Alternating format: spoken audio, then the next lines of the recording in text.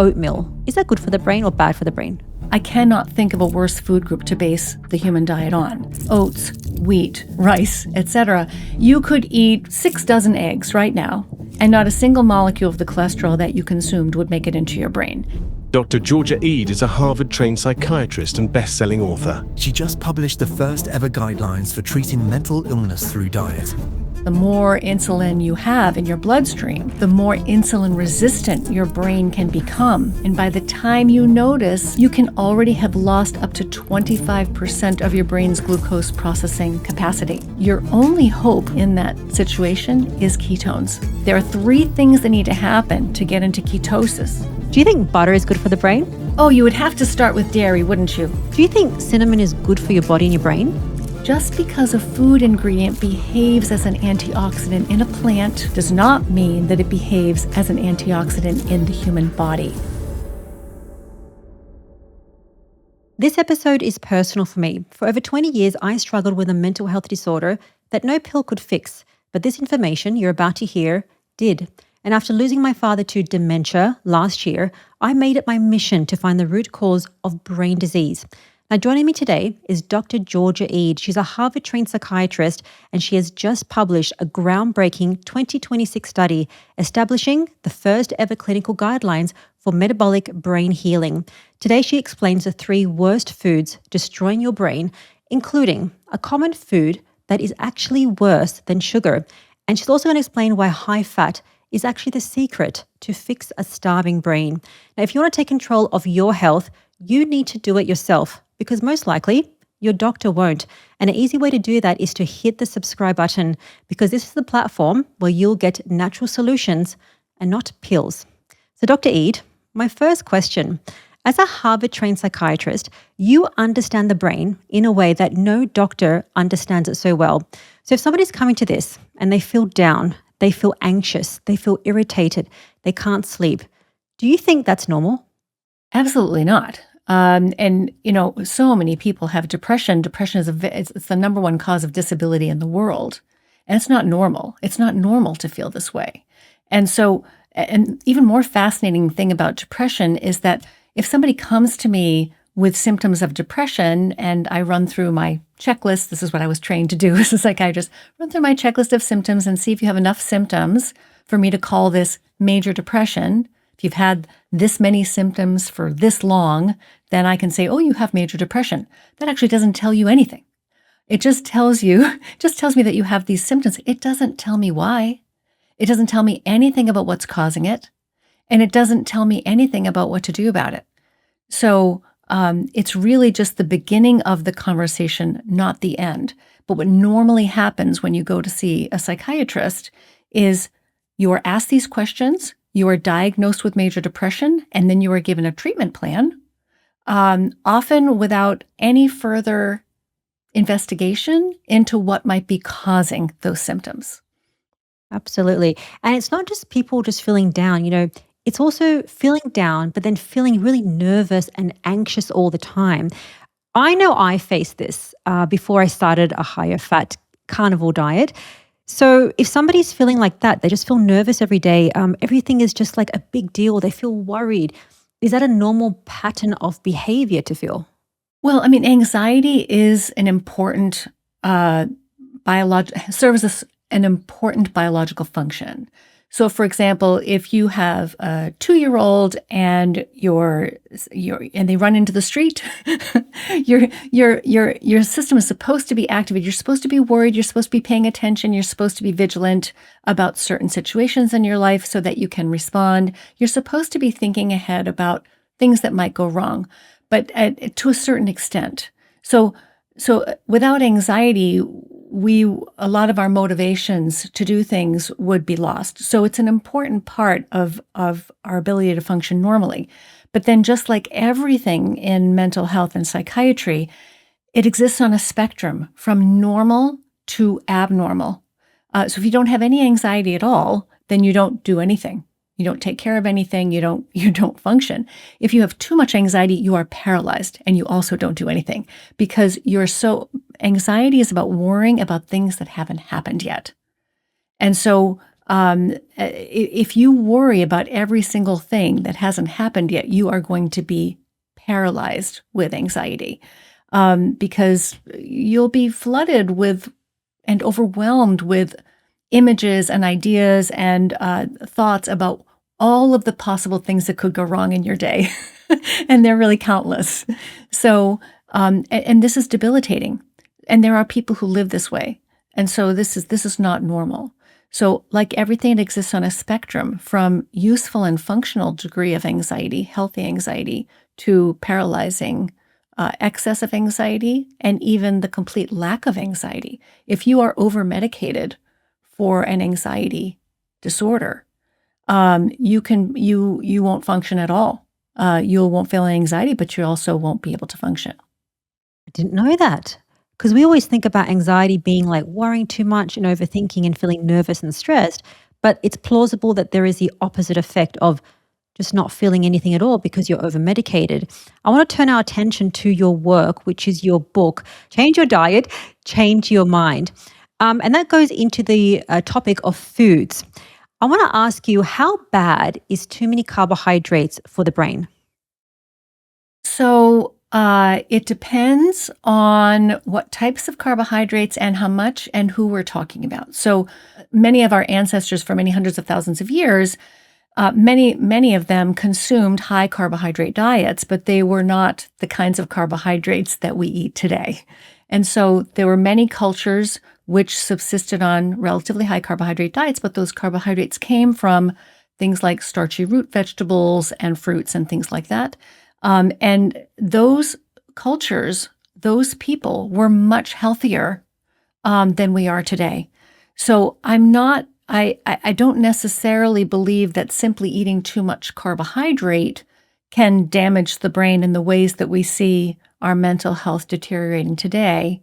But what I would say is that if you eat too many of the wrong carbohydrates too often and your blood glucose and insulin levels are running too high too often, then your brain could be in serious trouble, because high blood glucose and high blood insulin are really a deadly 1-2 punch for the brain. High blood glucose means high brain glucose. The higher your blood sugar, the higher your brain sugar. And the brain, yes, it does need a little bit of glucose, but it doesn't need very much.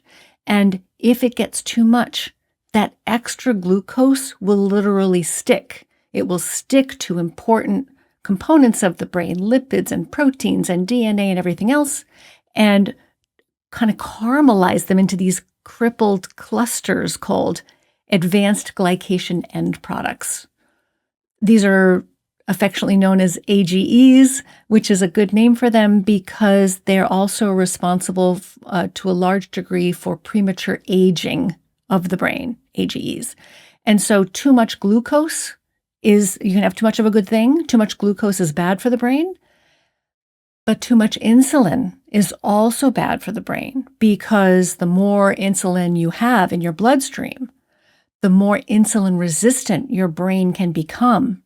And that becomes harder and harder for insulin to cross into the brain. So then what you've got is the situation where your brain can be swimming in a sea of glucose and still be slowly starving to death because there isn't enough insulin that's able to come in. So you've got this high brain glucose, low brain insulin situation. This is not normal. This is not healthy. And this chokes off slowly over time the brain's energy supply. So if somebody has elevated blood glucose levels, you're saying that can also show up in the brain. So you have high glucose in the body, high glucose in the brain. If you have high glucose for a long period of time in the brain, could that lead to serious brain conditions like Alzheimer's? Absolutely. So in fact, Alzheimer's for almost 20 years now has been referred to by many scientists as type 3 diabetes. And the reason why it's called that is because the glucose and insulin signaling systems in the brain are not functioning properly. And if your glucose metabolism and insulin signaling aren't functioning properly in your brain, that is all you need to lay the groundwork for all of the problems that we see in the Alzheimer's brain.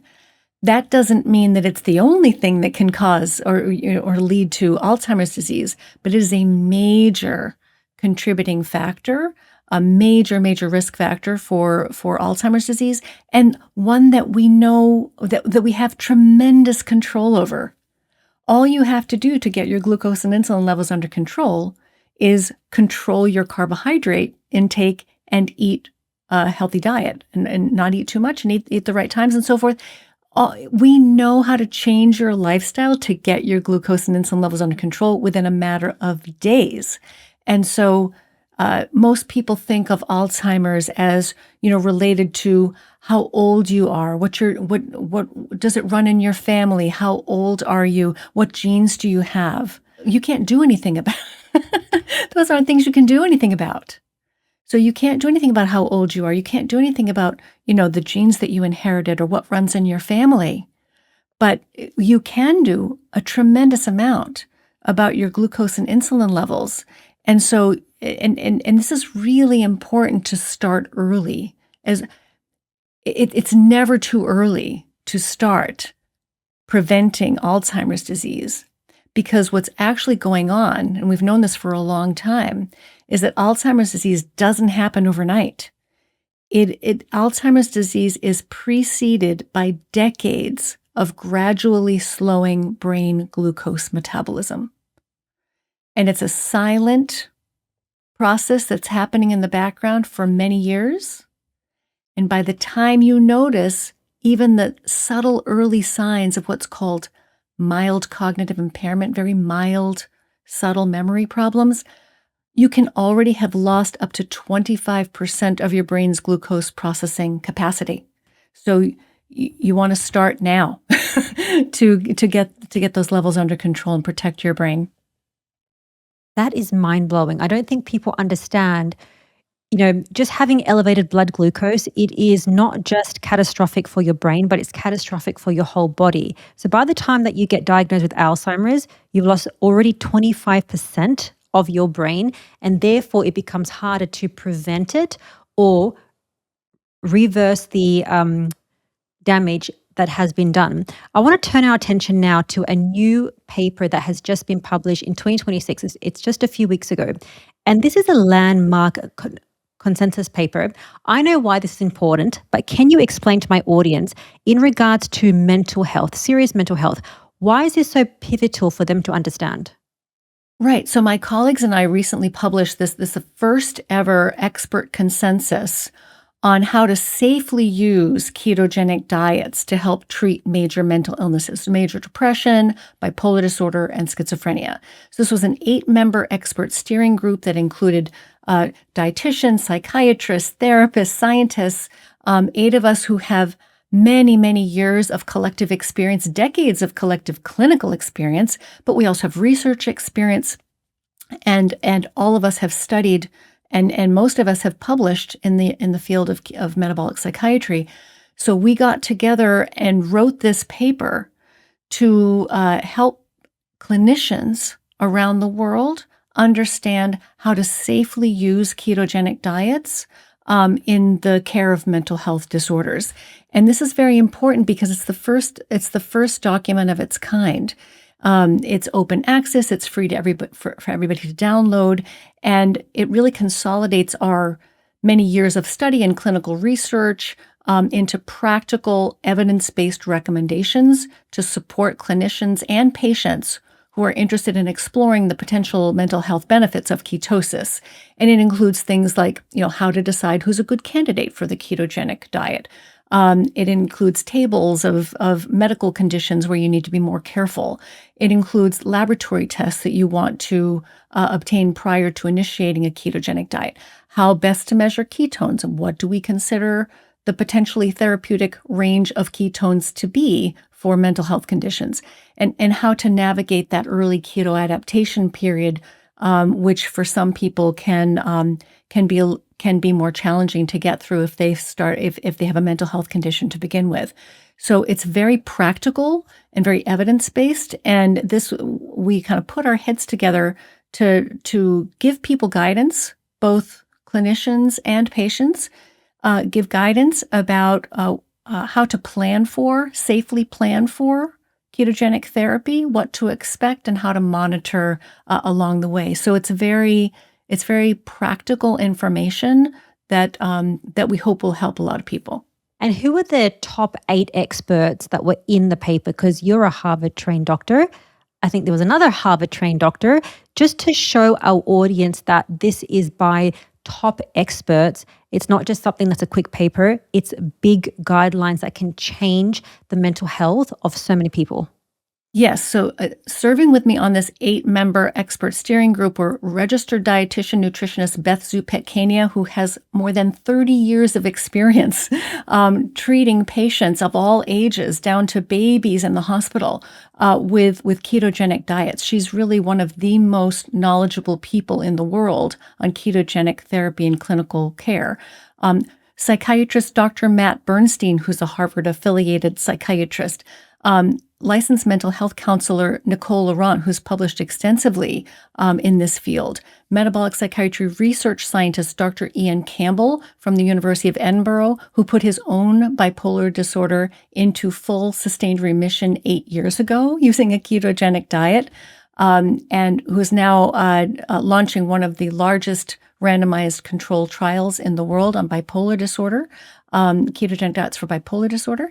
And psychiatrist Dr. Shabani Sethi from Stanford University, who coined the term metabolic psychiatry, and Harvard-affiliated psychiatrist Dr. Chris Palmer, and psychiatrist Dr. Lori Calabresi. And all of those psychiatrists I just listed have published extensively in this field. And so we hope that people can benefit from our many years of clinical experience and our many years of study, knowledge, and our publications in this area. That's fantastic. So I want to talk about the specifics of the paper. So there was a explanation of what's actually happening in the brain when you have mental health issues, schizophrenia, bipolar, all these different serious problems. But if somebody's coming to this and they feel like, I just feel down, I can't focus, I have no energy. You know how we spoke about the elevated insulin?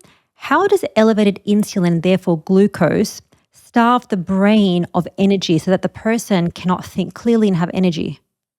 Exactly. So the brain can run on a mixture of fuels.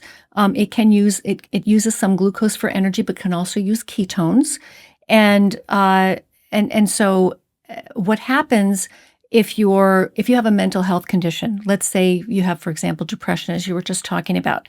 Now, there are many different causes of depression, but one of the theory in metabolic psychiatry, in the field of metabolic psychiatry, which is the field that I practice in and what this paper is focused on, the hypothesis is that many people with depression, the reason why they have depression is that their brain isn't able to generate energy smoothly and reliably as it should.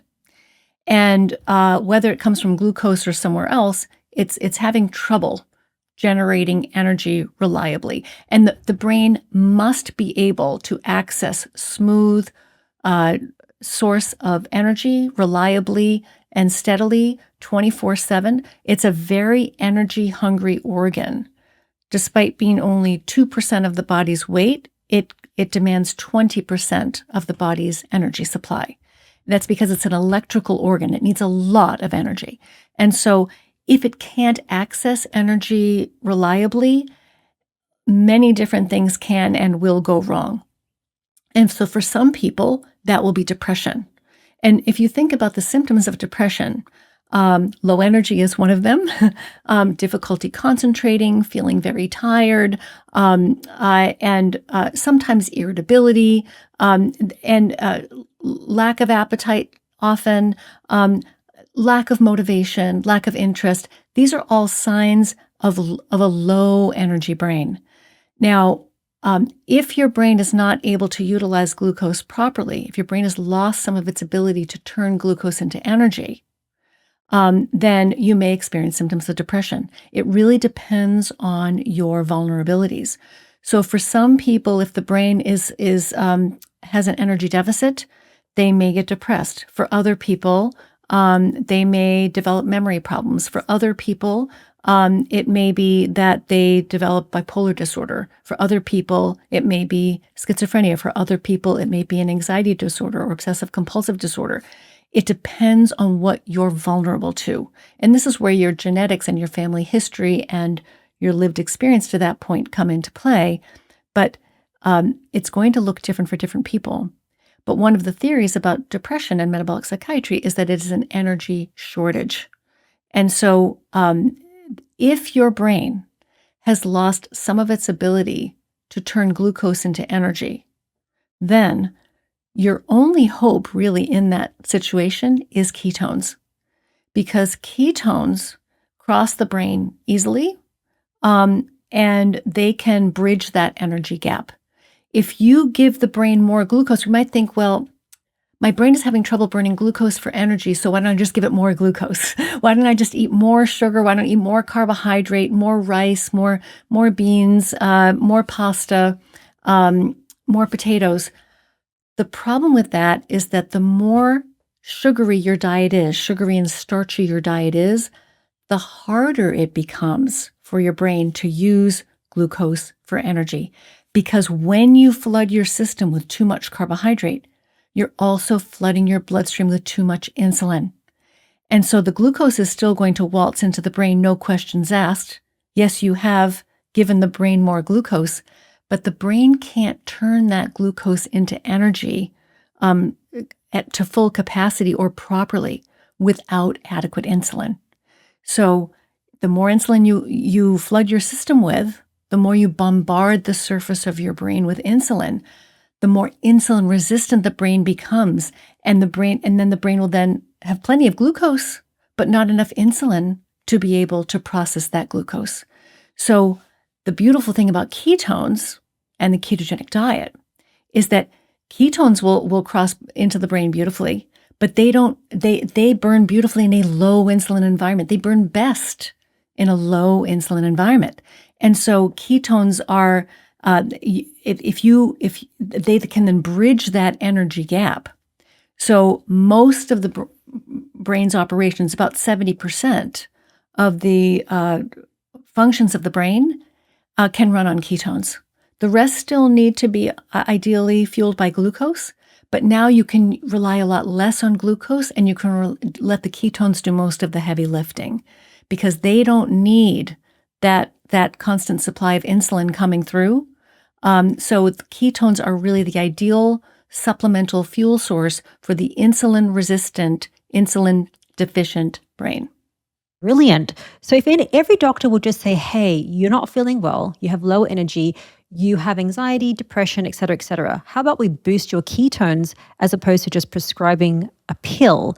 That might be a better viable option. Not saying that pills or the medicine that doctors are prescribing is not correct. It's just the diet adjunct approach, which is what your book talks about, is so important. I want to ask about the worst foods that people are eating that's destroying their brain, because you mentioned them earlier: rice, potatoes. But people still think that these healthy foods are great for their brain, but it's slowly destroying them. How bad is oatmeal? If you eat that every day and other sugar, is that good for the brain or bad for the brain? Honestly, the grains, if you had to pick one food group to remove from your diet, if you ask me, it would be grains of all kinds: oats, wheat, corn, rice, etc. And I mean, I know that we're told that, grains are the holy grail of health, that you are supposed to base your diet on whole grains and legumes. But honestly, I cannot think of a worse food group to base the human diet on. There is absolutely no biological reason to consume a grain. These are the least nutritious and riskiest foods you can turn to. They're extremely poor in nutrients. They're extremely high in what are called anti-nutrients. So they make it very difficult for us to absorb and utilize a variety of different nutrients, particularly minerals, which the brain requires to function properly. So they're largely carbohydrate. They're mostly carbohydrate. And not that carbohydrate in and of itself is necessarily bad. It's just that if you really want to get carbohydrate in your diet, there are much safer places for it to come from than from grains. Grains are really not suitable for human consumption. They really are almost all risk and very little benefit, unless you have no other choice. And there are places in the world where people do not have another choice. Unless you have no other choice, I would avoid grains entirely. They are, because they are members of the seed, because they are seeds of plants, they are very heavily defended. They contain embryos, plant embryos. They're very heavily defended. So that's where all of the plant toxins and defensive molecules and anti-nutrients are. And so these are the most heavily defended of all of the parts of a plant that a person can eat. So, and there really is nothing in a grain that some people think there are healthy things inside grains. If that's what you believe, then there are plenty of other places where you can get those same things without all the risk. There's nothing that you need to get from a grain that you can't get elsewhere.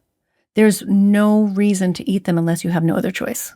As Dr. Eid mentions, a simple way to fix your brain is to focus on what you eat. And while we know diet is really important, chemicals in your everyday environment also matter. There are some common ingredients in your body soap and your toothpaste, like parabens, phthalates, and even fluoride. They can soak through your skin and even through your gums. And these chemicals don't just interfere with your hormones and your insulin, they disrupt your health even when you're doing every single thing right. And that's why we created the Primal Tallow Balms and Soaps and our new shampoo bars. Everything that we make is chemical-free, made from 100% grass-fed tallow. It's packed full of vitamins A, D, E, and K2. The great thing is there's no preservatives, there's no fake fragrances. There is just stuff that your body actually recognizes. And I've been using this unscented soap every single day. It's incredibly gentle without stripping my skin of its natural oils. And if you're in the US, great news, our USA store is now open, which means faster shipping and cheaper prices. And for the next 14 days, get up to 30% off our new shampoo bars and body wash. Just head to theprimal.com/shampoo or use code shampoo at checkout. There's also a link in the description. Very definitive from a Harvard-trained psychiatrist and very opposite to what every other doctor would say. But I think it's really important to understand that high blood glucose and high insulin is not absent from the body and the brain in terms of health outcomes. So if you want a good body and a brain, you need to lower the insulin. We've been told that whole grain bread, oatmeal, brown rice has fiber. It's very important for us. But obviously, if we have the elevated insulin, which most people do have, we need to drop it. Next category, and keen to hear your thoughts, high sugar fruits and fruit juices. Do you think that's good for the brain? No, any food or beverage that raises your glucose to an unhealthy level is going to be unhealthy for your brain. And so what is an unhealthy level? So anything that raises, this is my take on it, anything that raises your blood glucose to above 125 milligrams per deciliter is risky and should be avoided. Any food or beverage that raises your blood glucose to above 140 milligrams per deciliter is dangerous. And so really, ideally, you want to keep your blood glucose at about 110 or below, even after meals. And in order to do that, you really do need to rein in. Most of us are going to need to rein in the amount of carbohydrate we eat substantially. Now, people who are very athletic or young or metabolically healthy and flexible, they may be able to get away with more. But most of us have so much metabolic damage that we've accumulated over the years, we need to bring our carbohydrates down considerably and often to a ketogenic level. And so what your personal carbohydrate tolerance is for optimal health it's going to vary from one person to another. But I will say this, that there is no biological requirement for carbohydrate for any human being. And so you can't go too low, but you can go too high.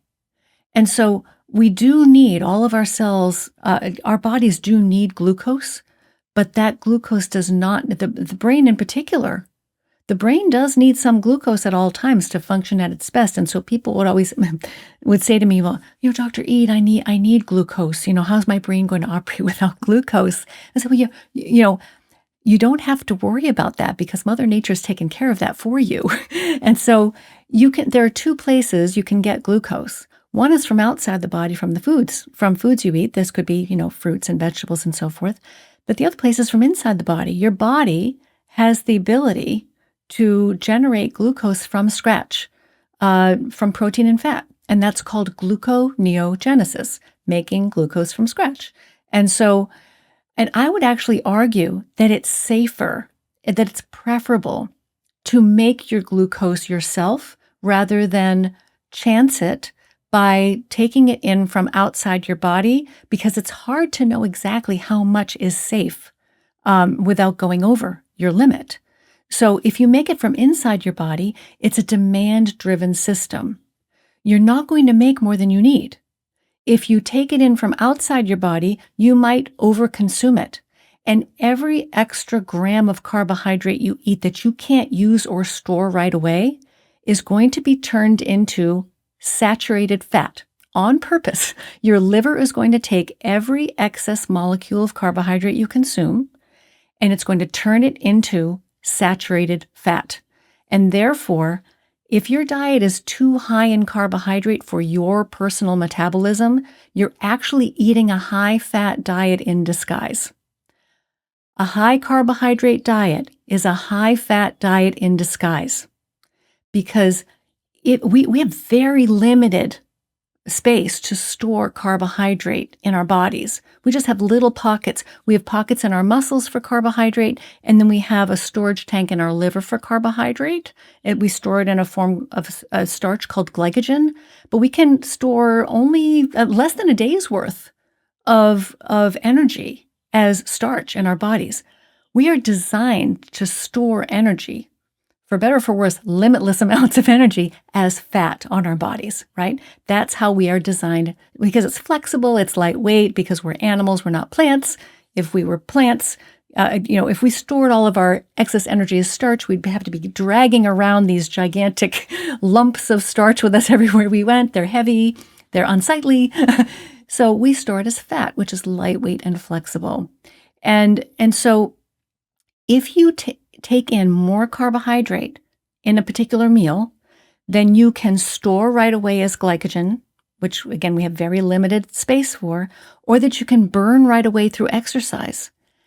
Every excess molecule of carbohydrate that goes beyond that limit is going to be turned into saturated fat by your body on purpose. So you are eating a high-fat diet in disguise. And this is something I think a lot of people don't realize. Our bodies can turn carbohydrate into fat. And so it's really important to understand that, because so many people think it's eating fat that makes us fat.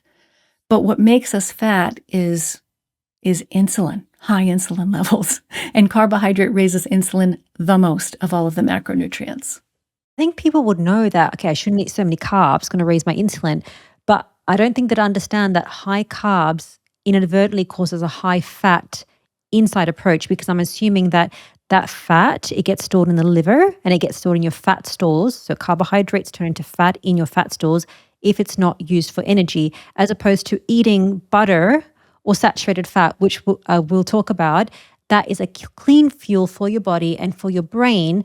And then you don't necessarily get fat eating saturated fat, although people try to eat low fat. The next bit I want to ask you about is plant superfoods. I know your take on vegetables and plant seed oils and all these different things, but people still eat these superfoods like cinnamon. They think it's really healthy. Do you think cinnamon is good for your body and your brain? Well, cinnamon comes from bark, and bark is there to protect the tree. And if you can taste, it has a bitter taste, a very sharp taste. It also tastes slightly sweet, interestingly, but which I think is another thing people like about it. But it's a very pungent substance. Most spices that come from bark or seeds or roots can be very strong tasting. And so these very strong, that's a chemical clue, an evolutionary chemical clue that this is something that could be dangerous for us. So whenever something tastes very sharp or bitter or strong or pungent, then that's a chemical clue from nature that that we need to be careful not to consume it. So most people don't use cinnamon by itself. They mix it with sugar. It's usually cinnamon and sugar on toast, or cinnamon and sugar on cereal, or cinnamon and sugar in candies and so forth. Plain cinnamon by itself, people don't tend to consume. And that's because on its own, it's not particularly pleasant to consume. So it's just one example of a spice that people enjoy consuming that in larger doses can be problematic. Do you think that if somebody wants to fix their brain, they should avoid spices just generally? So, I mean, theoretically, we don't. There's no clinical trial that has showed this. We don't have solid evidence of this. But when you look at the biology of food and the biology of the brain, and you look at which compounds the brain and body need, which compounds do our cells require? There are all of these. There are all of these what are called phytochemicals or phytonutrients in the world, which we are told we're supposed to consume an abundance, a rainbow of plant foods, so that we get a wide variety of phytonutrients or phytochemicals in our diet. And these are just plant compounds that are there for the plant's own purposes. They really have no purpose in the human body. So, the reason why we're told we're supposed to eat this variety of, plants and fruits and vegetables and spices and all these superfoods and things like that is because there's been study after study, these kind of survey-based studies, nutrition epidemiology studies, that show that, people who report eating higher plant diets seem to be a little bit healthier. But that doesn't mean that we understand anything about why that is. It could be that they're eating more plants, but it also be that they're eating less junk. We just don't know. It's just a guess, right?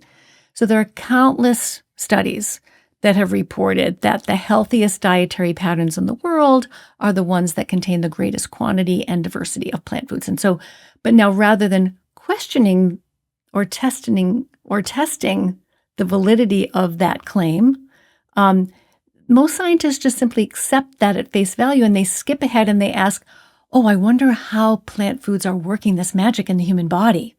And it's really just a belief. And so what happens is that phytochemicals have become the most popular theoretical answer to the question of why high plant diets appear to be healthier in these very flawed questionnaire-based studies. So now it's often because we're told, these have, we're told that spices, for example, things like turmeric is a good example, that's an antioxidant and anti-inflammatory compounds. Just because a food ingredient behaves as an antioxidant in a plant or in a test tube does not mean that it behaves as an antioxidant in the human body. And, nutrients, vitamins and minerals, they are welcomed into our body as honored guests and invited to stay. We have receptors to welcome them in, and we have special pathways where we hold on to them and store them and we utilize them, and we can see exactly what they're doing for us. All of these phytochemicals, they're treated as unwelcome intruders, and they are forcibly removed from the premises as fast as we can possibly remove them. Essential nutrients are absorbed and ushered into our cells, and we have no such receptors for these phytochemicals.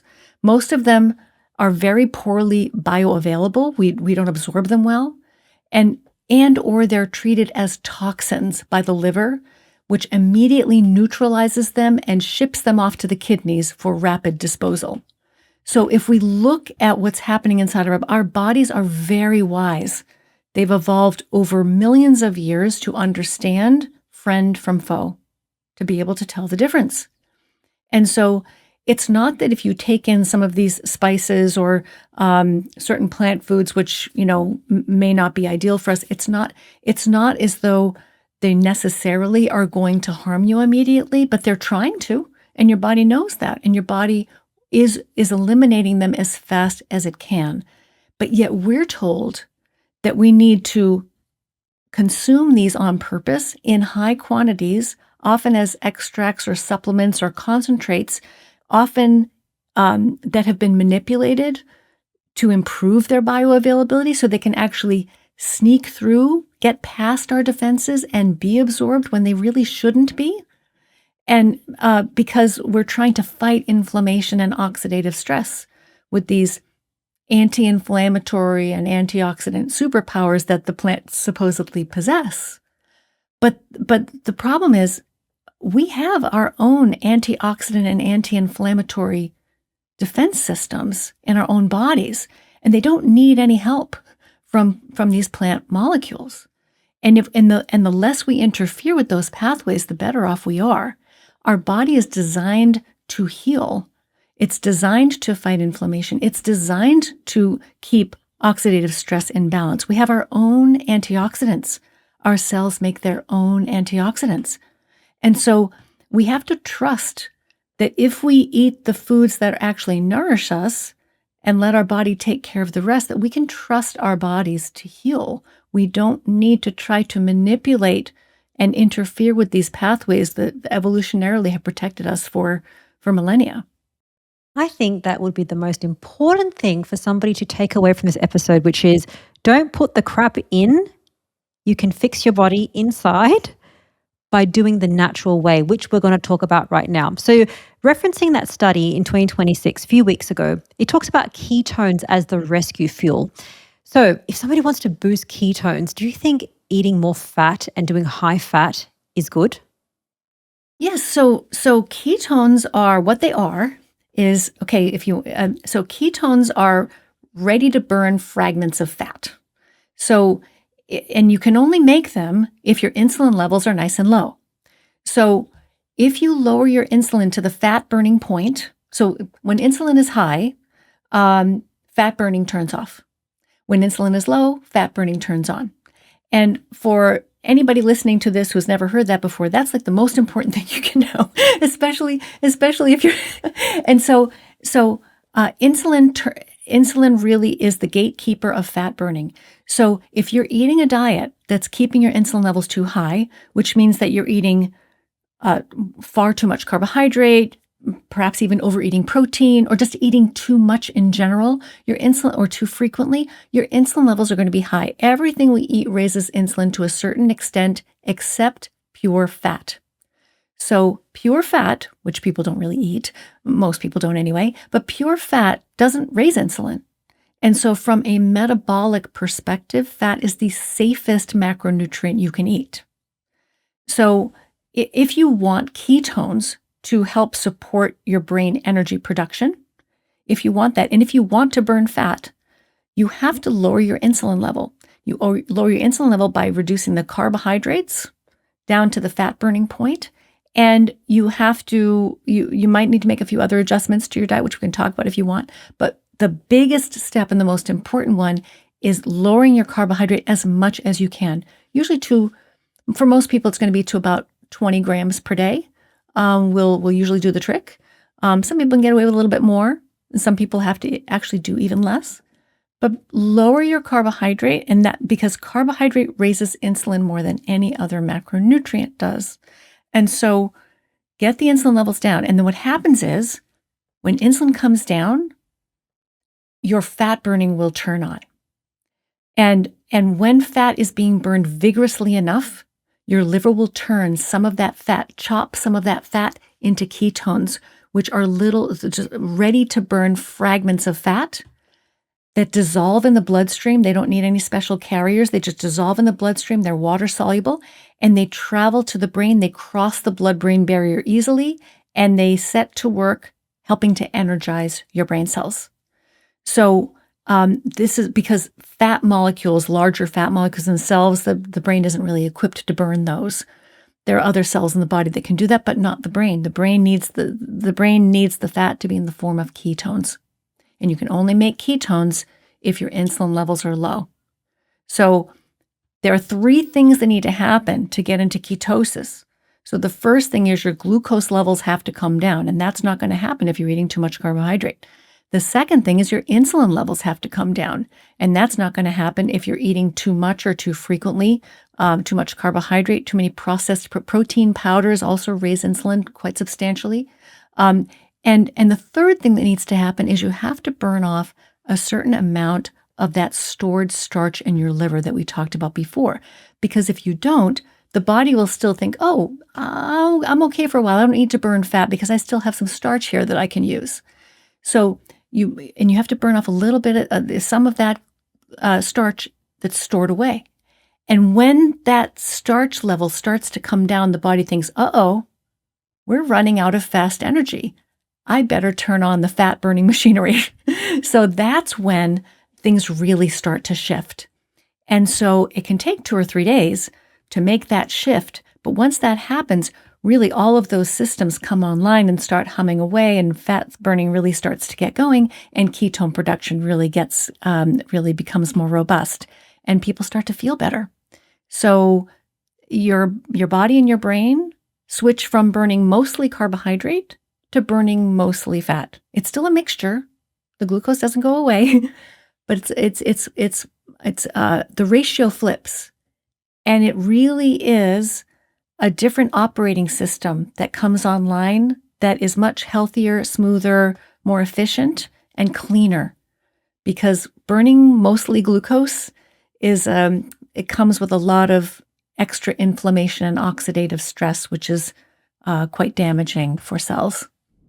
Now, as Dr. Eid mentions, dropping the carbohydrates and getting into ketosis is the most powerful tool for your brain. But there is one pillar of health that we haven't spoken about yet, and it is actually the foundation of everything.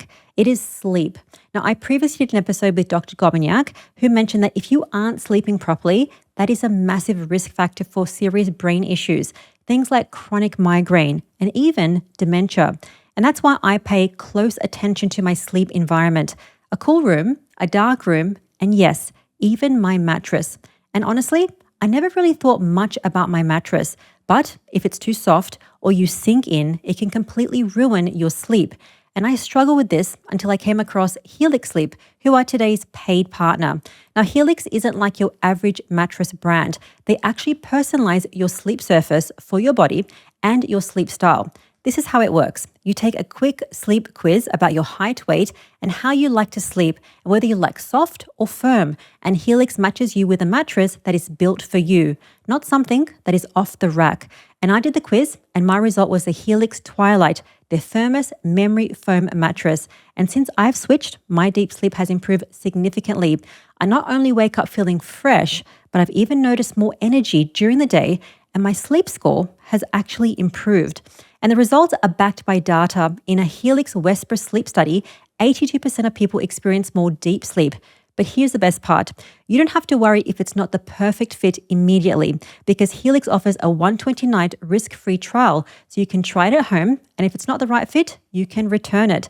No questions asked. So if you've been thinking about upgrading your sleep, especially if you share a bed or you know exactly how you don't want your mattress to feel like, Helix makes it simple. Visit helixsleep.com/primal to take advantage of their weekend flash sale exclusive partner offer and get 27% off store-wide. And thanks to Helix Sleep for sponsoring this episode, because sleep is the foundation of great health.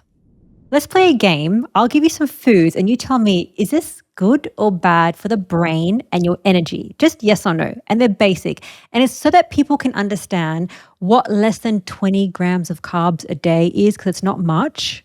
So you ready for my first food? I'm ready. Do you think butter is good for the brain? Oh, you would have to start with dairy, wouldn't you? What's wrong with dairy? It's complicated. Butter, Dairy is complicated.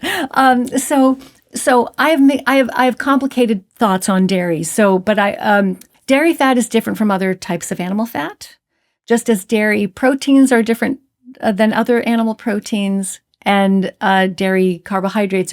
Dairy macronutrients are unique to dairy, and so I know some people do very well with them, but many people do not, in my experience, do well with dairy fat as opposed to other types of animal fat. So I know you wanted a yes/no answer, but I can't give you one. Doesn't matter. But do you think that generally out of all the dairy that people tolerate butter better? Because I've seen that a lot. 100% is absolute. This is absolutely true. Butter and ghee are the best tolerated dairy products on the planet. So do you think that if people eat more butter and ghee, that's really good for brain health and their energy? Potentially, depending on who you are. Oh, Dr. E, you're so I'm like sorry. diplomatic. I just No, that's okay. Let's go to a green food. How about fatty meat like beef? Is it good? Yes, absolutely. Okay, lamb. Yes. Okay, blueberries. If you don't overeat them and your blood sugar doesn't go up, they're fine. They don't have any special brain healing power, but they're fine. No antioxidants in blueberries that we have to have? No, those are for the blueberries' own selfish purposes. Oh, bastards. Okay. What about like a green apple? Because doctors say to eat an apple a day. Is that really good for us? It depends on who you are. What's your carbohydrate tolerance? What's happening to your blood sugar after you eat that apple? Because an apple has about 20 grams of carbs. So it's a lot. It is a lot, but it depends on who you are. Again, wear a glucose monitor. If you want to know whether a food is bad or good for your brain from a metabolic perspective, wear a continuous glucose monitor and see what's going on after you eat that apple. Because if you've just gone for a run, or if you just lifted some weights, your glucose might not budge. But if you're older, have prediabetes or metabolic syndrome or insulin resistance or sedentary, that your glucose could go up to 180 after eating an apple. So, and that's not good. So it really depends on what's going on with your blood glucose level. Okay, not quite yes or no, but it depends. What about bacon? Is that fantastic for the brain? Well, it's better than an awful lot of other things. The only reason that I hesitate around the processed meats is because some people have issues with cured meats, histamine intolerance, and can feel kind of logy or even anxious after they consume processed meats. So there's that caveat. Okay, so far you like butter and ghee, but you don't like other dairy. You like fatty meat, including beef and lamb. Bacon is an iffy. Fruit is if you can tolerate it. If people exercise, they probably don't exercise. What about sardines and eggs? Sure. Again, if you tolerate them. So some people have, they're both they're extraordinarily nutritious and safe and wonderful and lovely for most people. But then there are some people who have egg intolerances or seafood intolerances. But those people aside, they are fantastic, extremely nutritious and healthy foods. Okay, so if we eat more of this fatty beef, lamb, eggs, that's a lot of saturated fat, and people get concerned with LDL cholesterol. Do you think that cholesterol is needed or harmful for the brain? The brain needs cholesterol so much that it makes every single molecule of cholesterol itself on site from scratch. So the cholesterol is too big and bulky to cross the blood-brain barrier. So you could eat 6 dozen eggs right now, and not a single molecule of the cholesterol that you consumed would make it into your brain. And yet the brain contains 20% of the body's cholesterol, which is about 10 times more than you would expect for an organ of its size. It is loaded with cholesterol on purpose. So the brain needs to have cholesterol. Why? Because cholesterol is an integral component of every membrane in our bodies, and our brains are packed with membranes, especially these very special membranes that form myelin. Myelin is the substance that insulates our brain circuits. It's just very tightly coiled membranes wound around all of our circuitry, and that substance is called myelin and is very high in cholesterol. So cholesterol also is in the membranes, the double membrane wrapping of mitochondria. Mitochondria, they do many, many things, but the thing they're most famous for is generating energy, which again, the brain must have access to smooth, reliable sources of energy 24/7. Mitochondria are made of membranes, and membranes are made with cholesterol. So cholesterol also is critical to the developing brain and critical to brain cell signaling. So neurotransmitters, people often think, I'm depressed because I don't have enough serotonin, or I'm unmotivated and have ADHD because my dopamine isn't working. Well, it's not just, the brain isn't just a bag of neurochemicals, of neurotransmitters. Those neurotransmitters are being passed back and forth via these membranes, which need to be flexible in the right places and firm in the right places. And all of that has to do with the architecture of the membrane, which relies on cholesterol for firmness and integrity. So the synapse where neurochemicals are being passed back and forth, like serotonin and dopamine, if you don't have enough cholesterol, those will not function properly, even if you could have all the dopamine and serotonin in the world, but you wouldn't be able to pass them back and forth between brain cells. So the brain makes all of its own cholesterol on site from scratch. And, why would the brain go out of its way to make something that's bad for you? It wouldn't. It's really smart. It's a brain. If somebody does a ketogenic diet and they eat the foods that we've been talking about, the LDL increases, let's just say 300. So somebody's watching, they can reference their LDL. The doctor says you have to lower it or be on a statin. My question for you is, do you think that this push for lower LDL has contributed towards more poor memory, focus, concentration, and brain problems? I can tell you for a fact that it has, because I've had so many patients who have, come to me taking statins. Statins are extremely popular medications. Lots and lots of people have high cholesterol, and they're often prescribed statins to lower that cholesterol. And so I've worked with many, many, many patients who've taken statins, and I have countless stories of people who have brain fog, difficulty concentrating, poor memory, and a lot of other side effects that statins can cause. And one of the big ones, of course, a lot of people know about this, is muscle pain. And so, statins are, like all drugs, statins are designed to interfere with normal human biology. They are toxins that we exploit for their side effects, right? So the statins are interfering with a pathway inside cells that builds many important molecules, not just cholesterol. So when you take a statin, you are causing all kinds of problems, including in your mitochondria. So the reason why people are told to take statin medications with a CoQ10 supplement is that statins interfere with the pathway that builds CoQ10 molecules. And CoQ10 is a mitochondrial component. Your mitochondria can't function without CoQ10. And so essentially statins are a form of mitochondrial poison, and therefore they are interfering with all kinds of healthy functions of mitochondria, which are critical to normal cell function and brain energy production. So they also increase your risk for type 2 diabetes. They can cause muscle pain.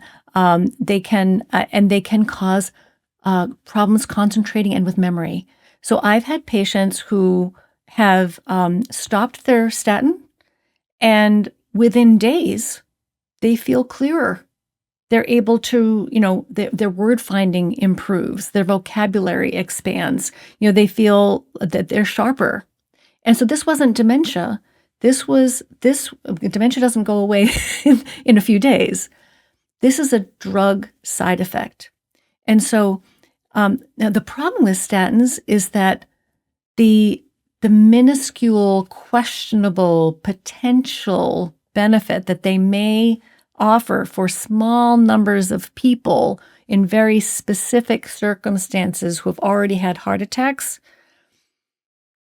I think that is dwarfed by all of the very real, very well established risks associated with these drugs. And so we shouldn't be interfering with the body's ability to make cholesterol. It doesn't make any sense. The body makes cholesterol for a reason. And so we want to understand if you have high cholesterol, you don't want to stop and say, okay, let's bludgeon it into submission with the medication. That's where you want the thinking to begin. Okay, why is your cholesterol high? What does it mean? What does the rest of the picture look like? When people think about LDL cholesterol, they're thinking about cardiovascular risk. When they see high LDL, they think, oh no, this person's at higher risk for a heart attack. Okay, well, let's look at all of the other clues about your cardiovascular health. What is your blood sugar? What are your triglycerides? What is your HDL cholesterol? What is your blood pressure? Do you smoke? Are you overweight? Are you sedentary? Let's look at all of these other things that impact heart health to a much greater degree than LDL ever thought of being able to do. LDL is a very minor, weak risk factor for cardiovascular disease, and taken in isolation, in my opinion, tells you virtually nothing about cardiovascular risk.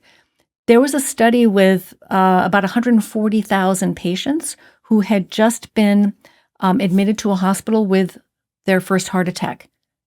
Almost half of them had a very low LDL cholesterol level, lower than what was recommended at the time.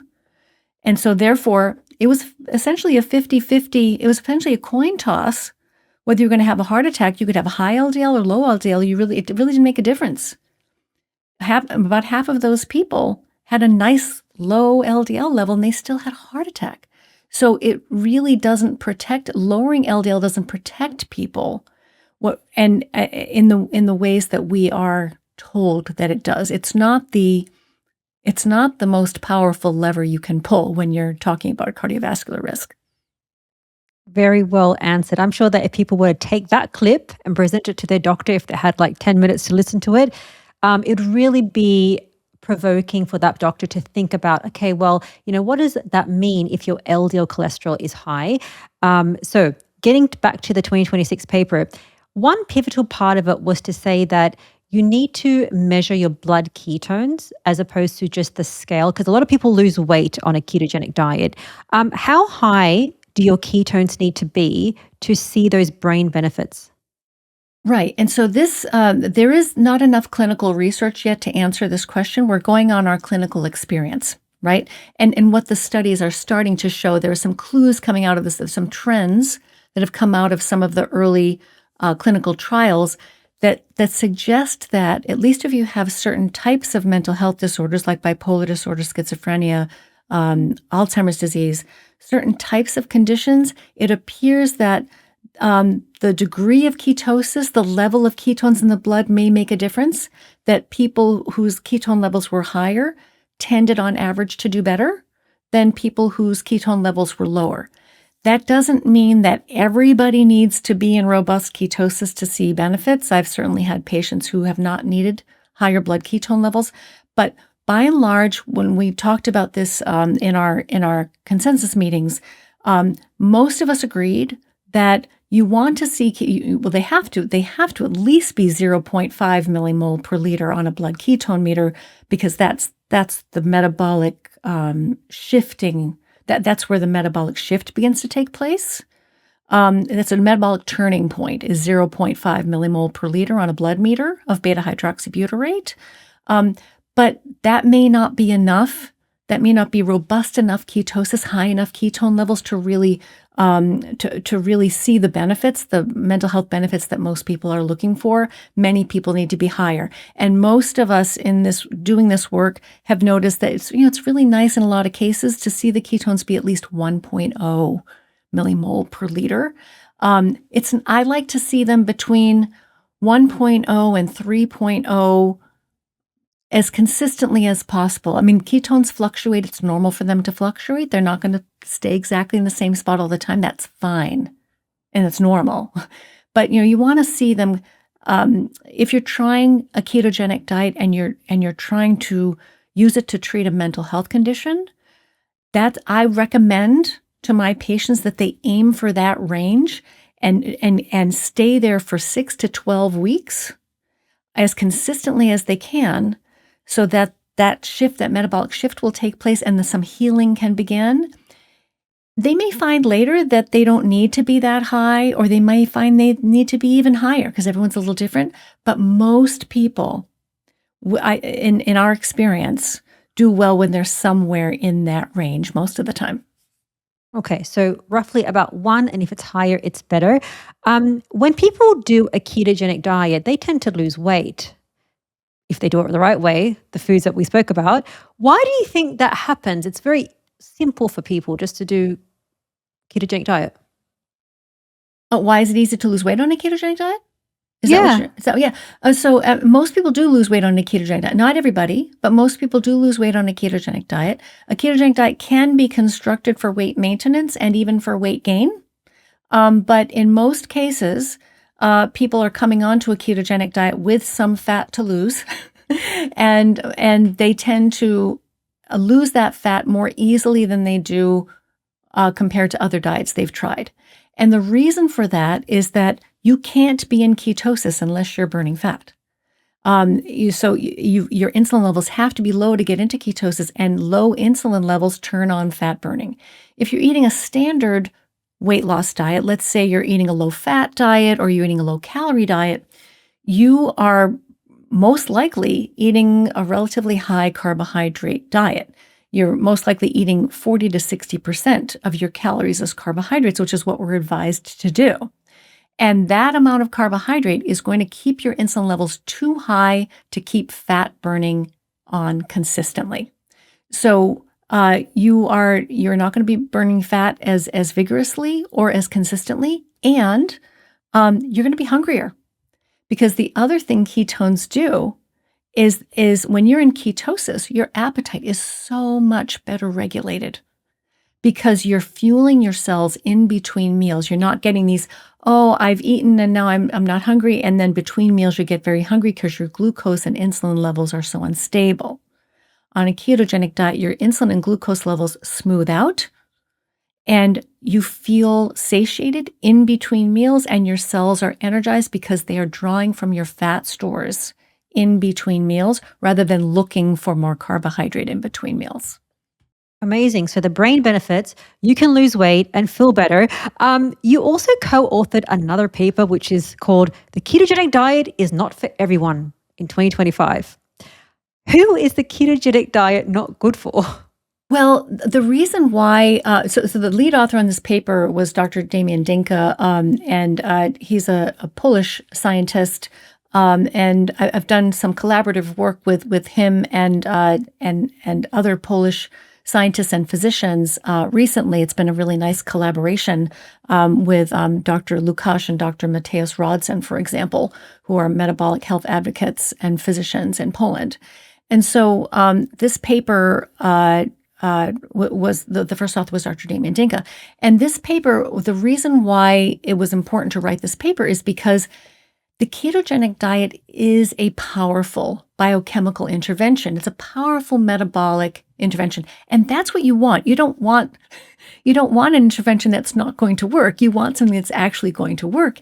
But because it's a powerful intervention, so what it does is it can lower glucose levels very effectively and very quickly. It can lower blood pressure very effectively and very quickly. And those are very healthy changes. It can help you lose some retained fluid. High carbohydrate, high insulin diets, people tend to retain fluid because high insulin diets cause us to retain extra water. So it can help. You can lose blood pressure, blood sugar, electrolyte and fluid balances will change when you start a ketogenic diet. Many physiological changes happen quickly, and these are healthy changes. But if you have a pre-existing health condition or you're taking certain medications, that transition period can be dangerous. Because so let's say, for example, you're taking a medication that lowers blood sugar. Let's say you have type 2 diabetes and you're taking a medication that lowers blood sugar. And now you've just added a diet that also very effectively lowers blood sugar. Now what you've done is you've got two interventions that are trying to lower your blood sugar, and you could very quickly, within 24 hours, end up in dangerous hypoglycemic territory. And the same thing is true with blood pressure. If you're taking a blood pressure lowering medication, which many people do, and you start the ketogenic diet, which in many cases, but not all, will lower blood pressure, which is a good and healthy change, you could very quickly, again within 24 hours in some cases, see blood pressure become dangerously low.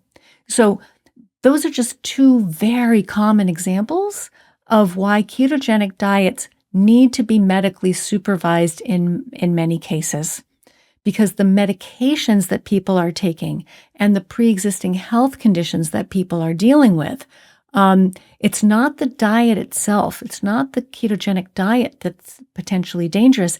It's the diet in combination. It's the medications and the pre-existing health conditions which need to be carefully monitored so that you can navigate the keto adaptation period safely and comfortably. Okay. Final questions for you. How does fasting affect the brain?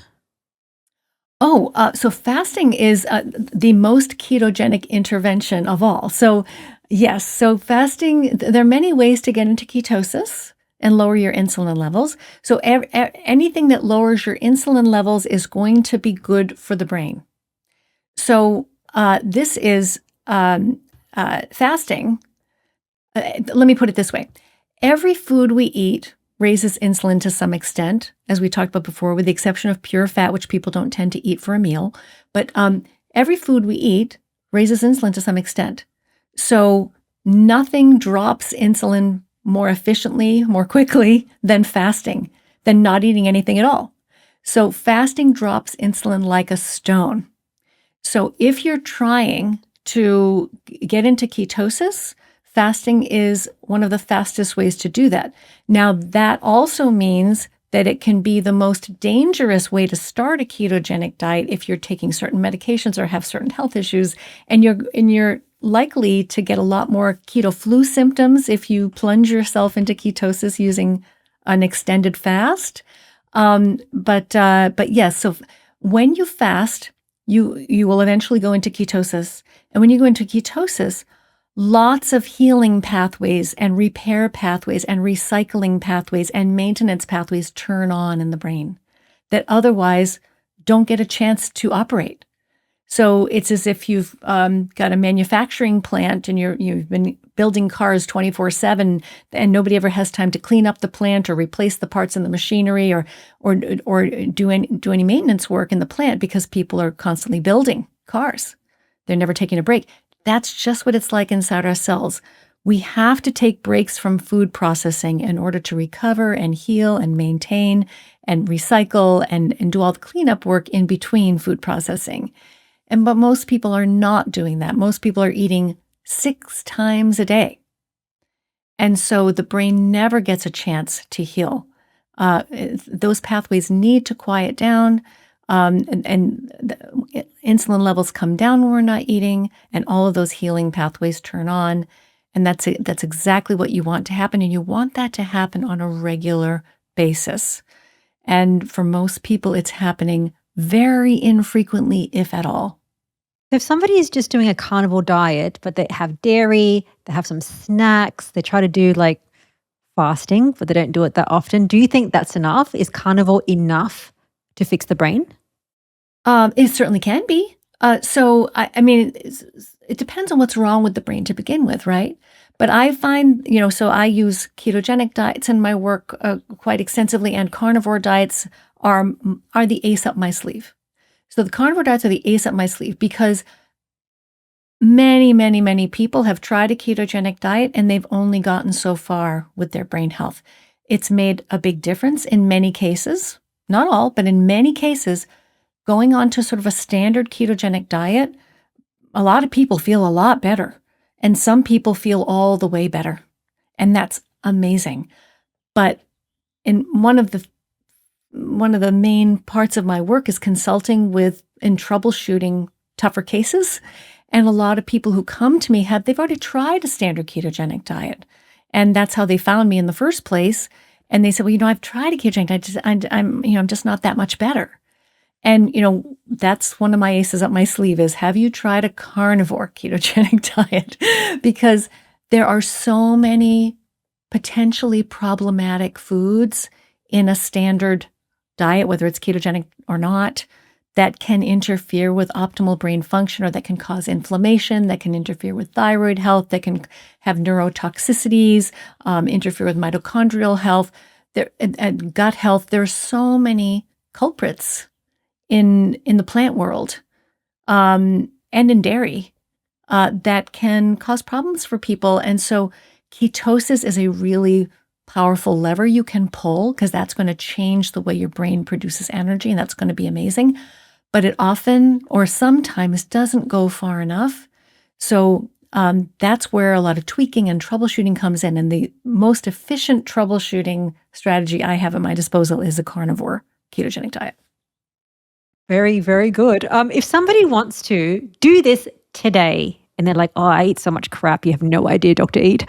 What is the one thing that they should avoid right now, stop right now, to really fix their brain? If they just pick one food to stop, Yeah. Wheat. Oh, worse than sugar? Oh, yes. Because wheat is sugar plus lectins plus anti-nutrients plus, it's just the perfect storm of everything that you can, that can go wrong in a food. It's just really, so many people are sensitive to wheat without realizing it. And it's one of those staple ingredients that most people have been eating multiple times per day since they were very small. And most people do not realize how much harm it's causing. People often feel so much better when they remove it. If you only had to pick, I would choose wheat over sugar any day if I had to pick one thing to remove from the diet. Because wheat contains sugar, but that's not all it contains. It contains lots of other problematic things. Gluten and wheat germ agglutinin and lectins and anti-nutrients and phytates and just all kinds of other things. Glyphosate, often a pesticide that's used to grow wheat. They're just, it's hugely problematic. And there's no biological requirement. There's nothing in wheat that you can't get somewhere else. I was really thinking that you'd say sugar because every person says sugar, but that's interesting because people probably eat more hidden wheat than they do because they know about sugar. Dr. Eid, thank you so much for your time. I'm going to leave your book in the description, Change Your Diet, Change Your Mind. How else can we support you in your work? I think the best way is to let people know about the book because, and this is because the book, I really wrote the book to walk people through brain food. So that, because people always have these questions, well, what about dairy and what about eggs and what about grains and what about fat and what about paleo diets? What about carnivore diets? What about ketogenic diets? So I've put as much information as I can possibly fit into that book for you, the people who are trying to improve your brain health, because you really have so much more control over your mental health than you realize. And changing your diet can be a really powerful mental health intervention, but you have to know which changes to make, and they're not the ones you're used to hearing about. So tell people about the book. That is really the best, the thing that I would ask if anybody is trying to help me get the word out. That's what I would ask for. Brilliant. Wheat in the bin, getting your book today. Dr. Eid, thank you so much for your time. Thank you very much, Rena. It's always a real pleasure to talk with you. Thanks for watching. You will also love this episode next with Dr. Louisa Nicola. It's everything about the brain, creatine, and how to exercise to improve your performance. I'll see you next week.